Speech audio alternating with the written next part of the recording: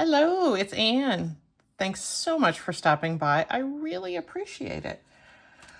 We're going to go on working about pockets today. As I said in the last video, I've been making so many tags lately, and I need more pockets for when I assemble my journals. But I was a little tired of the same kind of pockets that I had been doing over and over. Nothing wrong with repeating pockets, but I just wanted a little variety. I also wanted something a little bit different. I mean, there's so many wonderful pockets that are out there. Some of them have lots and lots of different folds, and you can put, little tucks every which way. For the kind of tags that I've been making lately, though, they're bigger tags, and so I needed generally something that would accommodate a larger tag. Not a whole bunch of them, just one would be fine. So I made the welt pockets in the last video, and those I thought just turned out so cute. But there's other kinds of pockets that that we see on clothes that we can sort of emulate in our junk journal design. So I thought I'd give one of those a go today. I've been practicing a little bit. Book page is really all you need. You can make them out of any kind of paper, but these are going to be the patch pockets like you'd have on the sides of trousers. Truthfully, I have some on my pajamas, so now you know. All I really, I'll show you the shape, and then I'll begin. This is generally the shape, and you look at that and you think, yeah, that's a pocket. That's a pocket on a piece of clothing. This part is stitched into the seam, and this part is stitched into this is in the side seam. This is stitched into the waistband. This is stitched down onto the piece of clothing, and your hand and your stuff just, go in here. And there's, it's such a useful shape.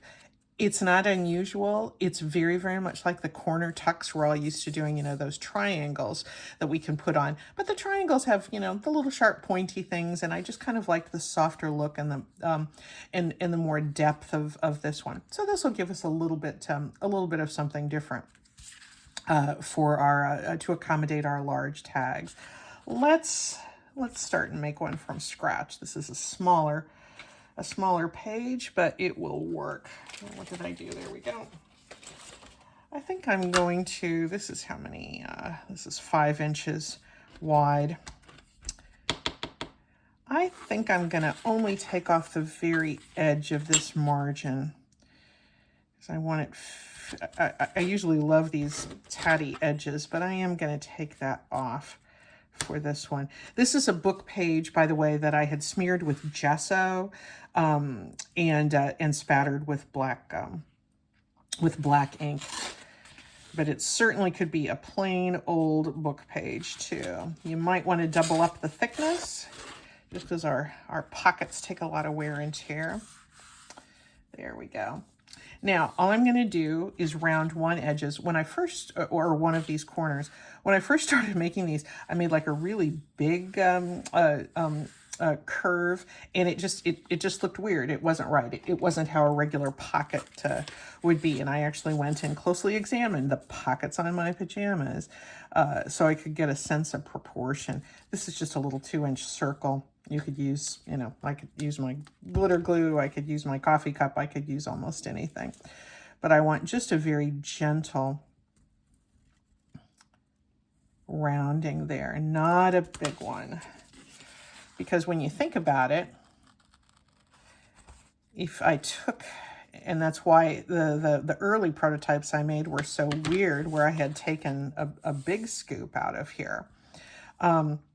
If these were actual pockets on a piece of clothing, if you took that big scoop, you'd be losing a lot of this storage area. So just a little bit of a gentle curve is going to give you the easiest thing to do, and also probably the most lifelike.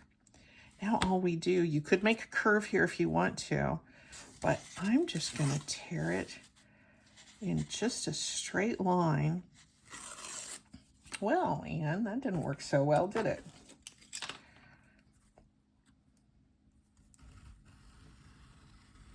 There we go. Handy X-Acto knife, helping me out when the tearing does not. So there's our pocket. It's It is so simple, but it looks like a pocket, doesn't it? It's just amazing. I just love the shape of it. It's different than most things that I have in my journals, and I just really like it. It's not going to need a whole lot of decorating, but of course you know what we're going to start with. We're going to start with the distress inks and do those edges. So let me get that. I like the gesso on these book pages just to kind of tamp down the intensity of the text, particularly if it's text I don't particularly care for. If it's something I really don't care for, I won't use it, but if it's just something that's it just seems a little off, I generally will go ahead and use the book page anyway, but I just smear this gesso over it, and that gives you a really nice surface to work for. There's our pocket. If this was in real life, there would probably be some sort of little top stitching or maybe a little bit of decorative piping or something along there. And so I have this leftover piece of scrapbook paper, and I think I'm gonna, an offcut, so I think I'm just gonna use that. And this gives us just a really, really simple design, but one I think that's gonna look great.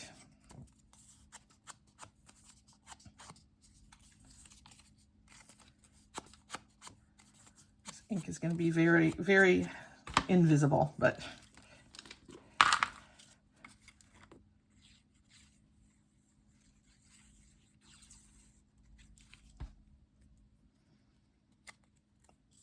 and I'm going to leave just a little bit of contrast there showing. I could put it right up to the edge,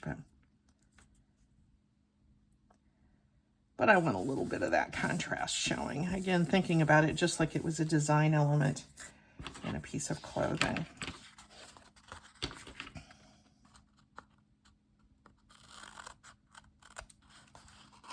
Is this a double? Yeah, I think that's a double thickness. I glued them all together a while back, so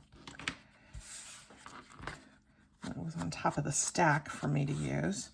So there's the basis of our pocket, and really all we need is just some sort of a decorative element. I could stamp something there. That would be nice. I could also put maybe a butterfly. That would be nice, but I think I'm liking a tree a little bit better. If that's not too much glare for you. Yeah, let's go with a tree.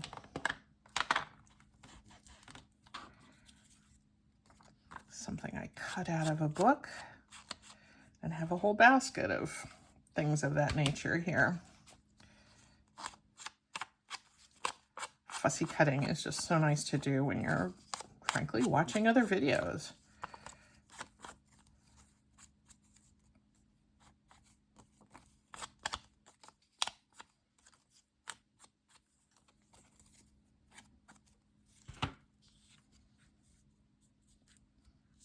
There we go.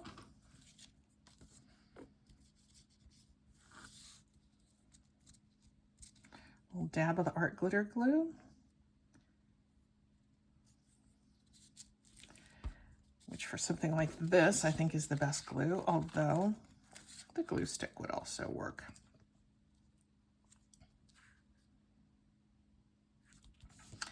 One thing I like about not over decorating these is that it really, again, just sort of helps celebrate the shape of the pocket. I don't want to have a whole lot of embellishments, a whole lot of busyness. I mean, this is, busy enough. This is a big, strong image with this tree, but I also think keeping the number of elements to a minimum does kind of help preserve the integrity of the shape of the pocket. It's not a distraction, and that's what I just weirdly want to keep the focus on is the shape of that pocket. So that's it. How easy is that? It's one book page, a double thickness. You've got your rectangle. You just round off one corner and then you slash it like that. You leave enough for this seam, the seam that goes into the waistband, the seam that goes into your side seam, or the seam that goes into, inserts in your side seam when you think about it as though it was regularly on trousers. And your pocket goes right into there. Let's see how it would look.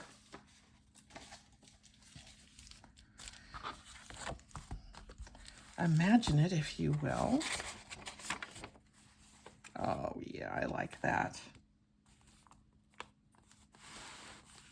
Isn't that a nice, nice look? That's so great. That little bit of that rounded edge, it looks terrific. And it's so much more interesting than the kinds of pockets that I've been doing lately. So I think these will be a nice addition to the stash. And there's plenty of room to accommodate.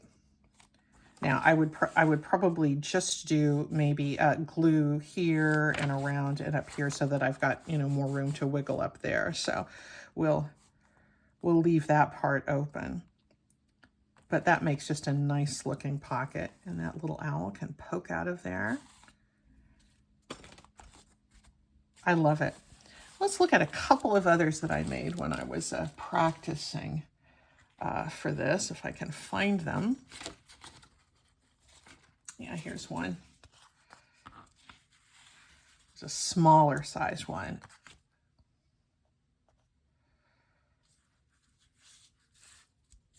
And I like that with just a little bit of stamping. And here's one made out of a map. I love this map one. Again, just that really gentle curve there. And it's just an interesting, different kind of pocket. That's it for now, guys. This is a short one. See you soon. Bye.